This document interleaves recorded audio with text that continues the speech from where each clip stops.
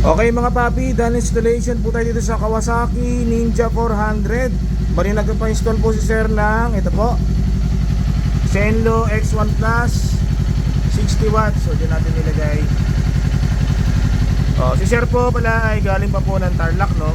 So salamat po sa pagpunta rito sa amin, sir. So ito po yung ilaw,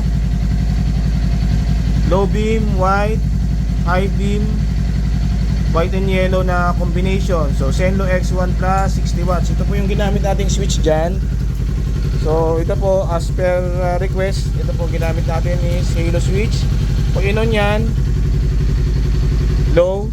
Tapos yung high beam nya dito nakasabay sa high ng headlight. Okay. Tapos may passing tayo, nakatap sa passing. Pag nakapatay, wala. Pag nakalo lang, okay. Okay, yung busina ni sir, Boss Evolution, nirewire natin yan. So meron na rin po itong rapid tsaka combo lights. Sige, pa rapid, low, rapid. Pag high, wala. Okay, so meron tayong combo light switch. Nandito lang tayo, nilagay tayo rito.